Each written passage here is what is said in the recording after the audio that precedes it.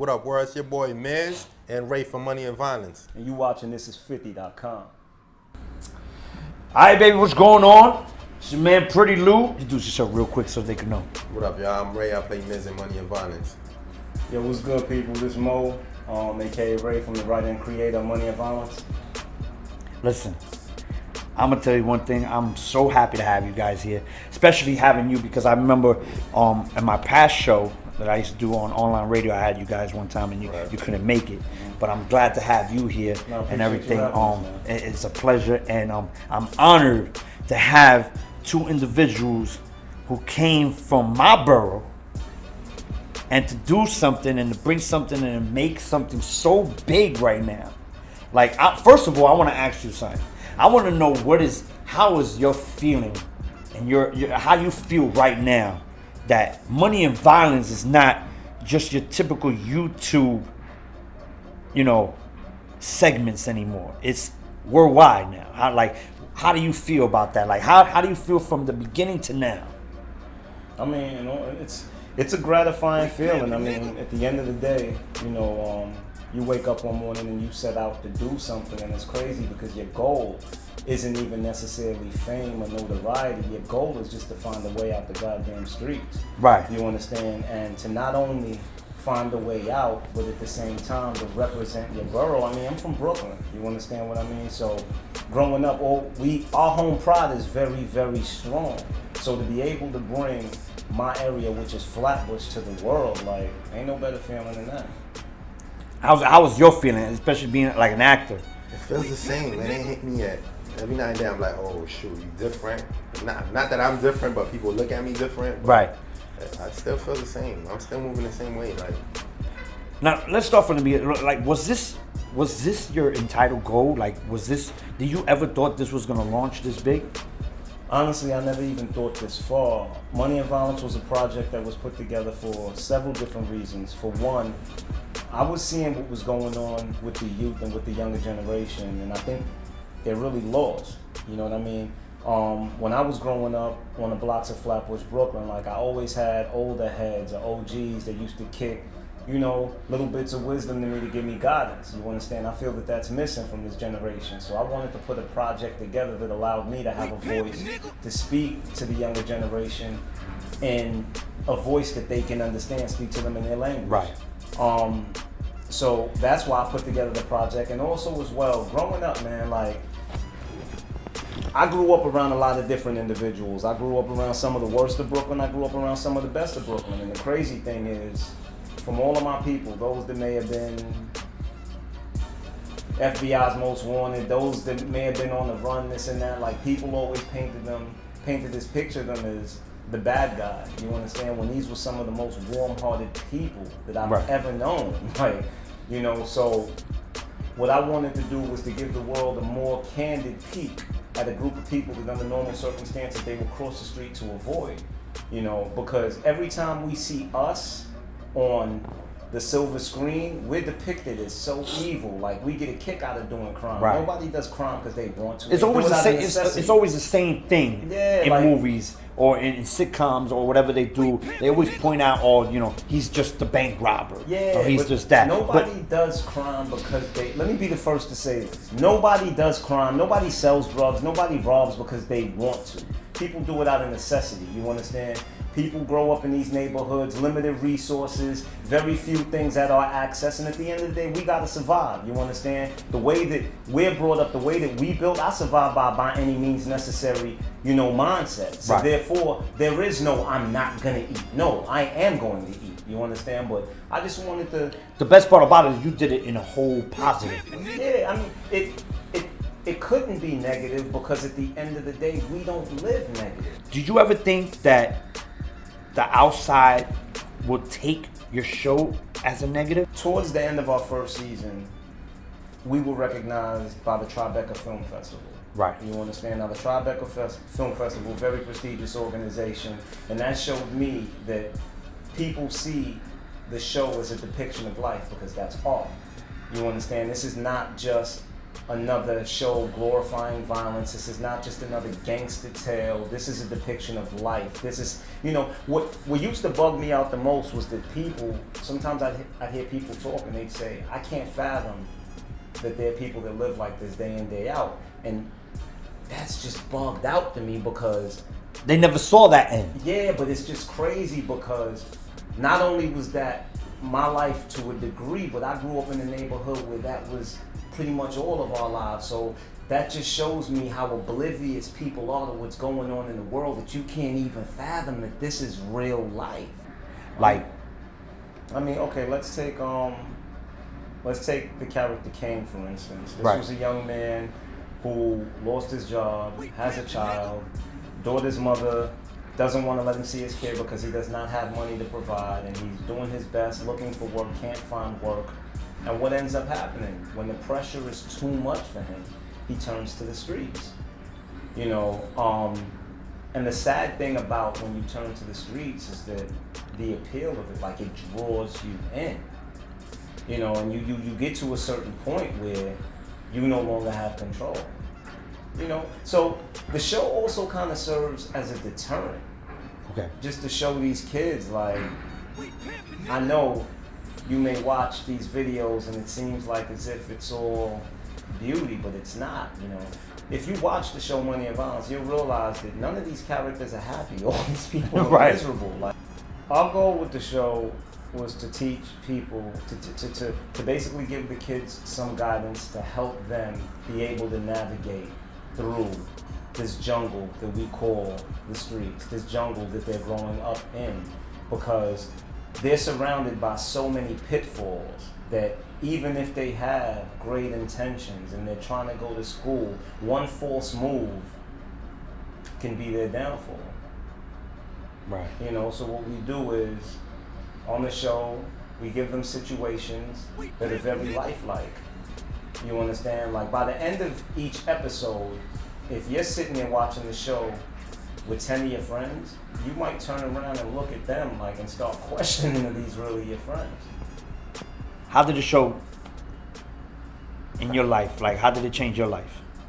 It changed my life because I can't go nowhere. I can't do what I What do you mean by that? That's how it changed my life. Now, it give me, I always say it give me opportunity. That's how it changed my life. Like, I'm in a new Tupac movie. Nice, beautiful. Yeah. All eyes on me! Yes, it's coming out pretty soon. Shout out to Benny. Actually, they put some clips out already. Yeah. Shout out to my brother Mano. I see Mano in there. Yeah, shout out to Benny on that. And I'm on Blue Blood and Blacklist. I did a little role.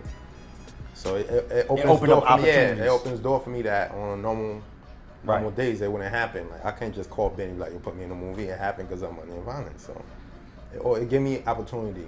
Right. How your cast of your friends?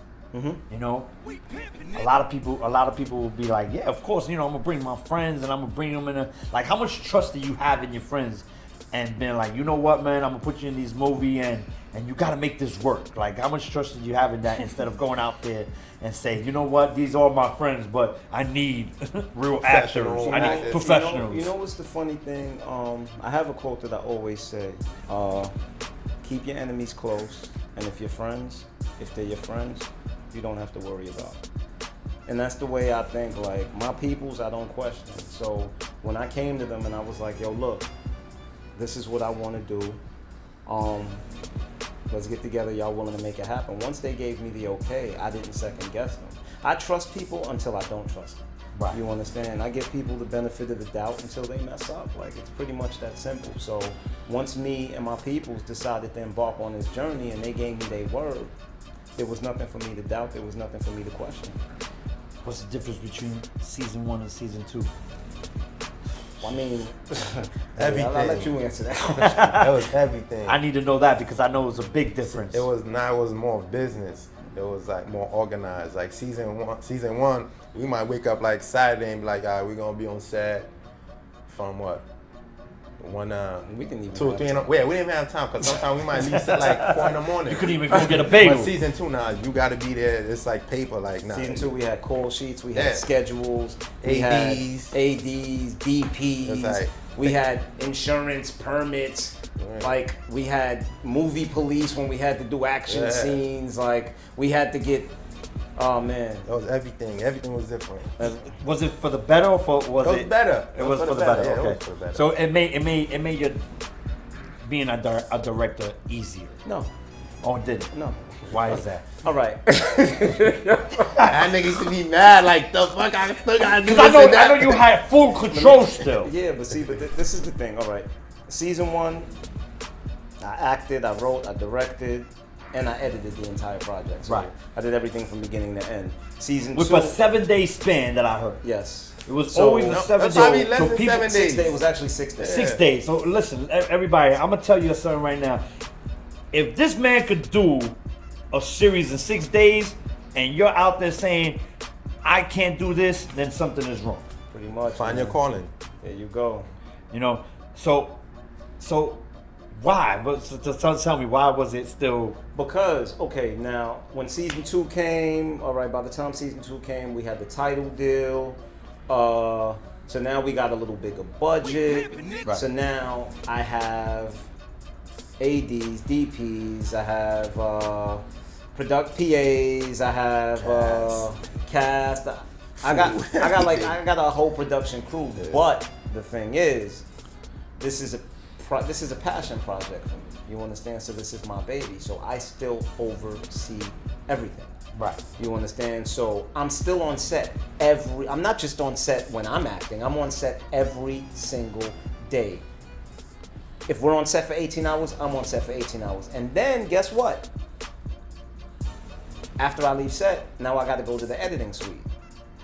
Make sure everything And else make gets sure done. that everything is done correctly. I mean, there are a lot of times I didn't sleep 2-3 days out the week. I would go straight from set to the editing suite for 10 hours, then go straight back to set for another 13, 14 hour day, then go right back to the editing suite. Because at the end of the day,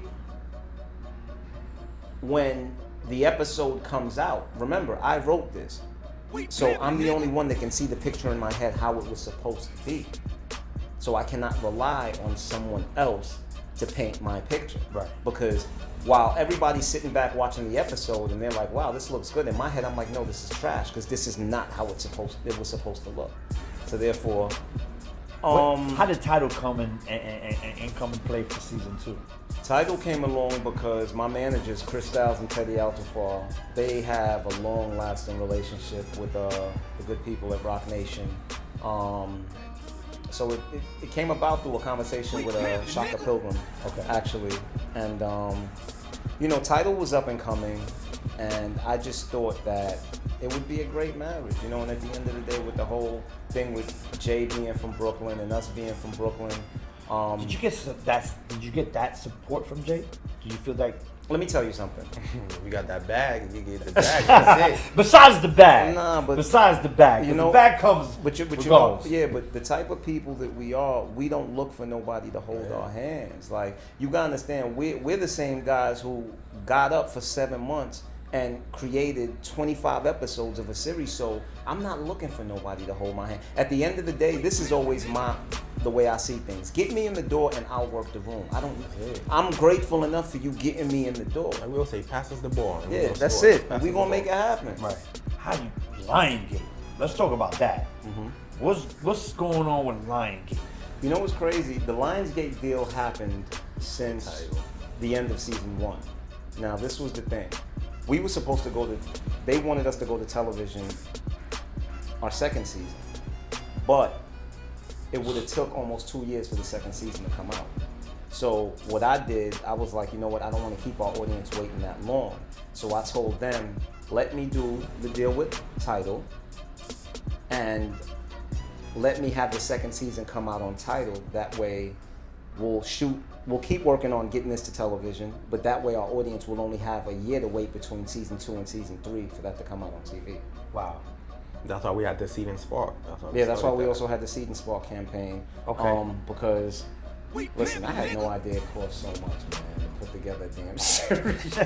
I'm serious. You also mentioned, I heard that at first you never thought that a director was that important. Yeah, I never knew the importance. See it in a whole different way. Yeah, I never knew the importance of a director until this project, because a lot of times, like, we watch episodes and people are like, oh man, wow, this guy's great, and I'm like, this guy's great. Like, you weren't on set for the 8 hours that it took for me to show him how to deliver that line. Yeah, like, probably took 8 hours. Yeah, you didn't see when he had to do it over, and I'm like, no, don't do it like this, do it like this, do it like that, you know. And I think I have an even more of an advantage because not only am I the director, but I'm the writer. Right. So therefore, I created the characters, so I know who the characters are and how they should be. So that gives me an extra edge when I'm directing. Yeah, I started up me, Styles, Teddy Altafon, and Charles Soup, my 3 partners. We started up a new production company called IP Productions, Intellectual Property, made in Brooklyn. Okay. We just secured a deal with Revolt TV for 2 more shows. So I have a Revolt. So now, hold on. Now things are hold on. Everybody got some. You know Everybody this, got right? a plate on this. Both got some. Diddy got some. Nah, Fifth. But see, this is for a totally different show because I have a comedy coming out that's called My Love Life According to Social Media. Okay. As well as we have a podcast that's coming out with Uncle Murder and Mano, which is called Brooklyn Boys. It takes some getting used to, so that should be, you know, something real. What's up with the 3rd season? That's what everybody's itching about. I know you haven't told nobody yet, but I need to. What's going on with 3rd If season? everybody give me a dollar every time they ask for season 3, I'll be rich already. For real. But it should be coming soon. It's not like it's It's definitely coming. It's definitely, you know, a lot of people ask, like, is there going to be a season 3? And I'm like, bro, why wouldn't there? Like, you know, we built up this crazy buzz, you know, we wouldn't build it up just to extinguish it, you know, just like that. Like, so there's definitely going to be a season 3, and y'all could expect, I mean, a crazy season 3. Now, tell me a funny moment on set. The funny, I can't even say that when I was. You can, just don't say no names, brother. Alright, God bless him, my homie, right? Somebody on set was acting up one time. They was drunk. I keep telling that guy, chill out. One of the actors. It's like, yo, chill out. So one of my homies was there. He was like, yo, tell this nigga to chill. He don't want to chill. And he was like, if you don't listen, you gonna feel something. He ain't listen. He shot him. Boom, right there. In the leg, though. In the leg. It was funny. It was funny to us because we were like, yo, you stupid. Like, you know. That was season 1. That was season 1. Season 2, things like that could have happened. It could have happened. That was when it was just us. That was when it was just you. Season 2 was different. Season 2 was totally different. There was no more. Certain people you couldn't come around your season 2. And this is what people don't understand. You know, like, I'm hoping this thing gets as big as possible. And the reason I'm saying that is because I would love to do a Money and Violence biopic in the future and let it start 5 years before the show for y'all to understand, like, the transition that we made and what we had to go through to make that transition. You know, and when I say go through, I don't just mean as far as the time and sweat and money that we put out, but mentally how we had to change to really transition to this, man, because this is like all new to us, and sometimes we got to catch ourselves and be like, yo, like, can't do this. Nah, can't go that route. Can't go that route. Like, too much to lose. Thank my guests, of course, Money Violence. Oh, let them know. Yes, please. Yeah, but let me also say, y'all can catch season 1 and 2 of Money and Violence for purchase in HD on Amazon, on Google Play, on Sony, on Cinema Now, on Vudu, basically on all platforms. You know what I mean? Season 1 and 2 in HD, so go cop that. And follow me on Instagram, Ray_Day9. That's right. Okay, and follow me on Instagram, Cloud9TV_, and on Twitter at Motivation, MOETIVATION. You got Snapchat? Yeah, I do. Ray_Day9. Snapchat me some shit. Oh, you a director, you got Snapchat. You don't like that? Yeah, I got a Snapchat, but I don't feel comfortable like making like. Oh, come on. That's all good. I be trying, but I be like, yo, Mo, she just thank you for having. You see this? Oh, Mo. Ladies and gentlemen, you know how it goes. Make sure you catch that Money and Violence man is out there everywhere. And you know where to copy. You already said. This is 50 Pretty Lou front stage. Let's do it. Quick cap saving, serenading them hoes. There's no Juliet for no Romeo with no dove.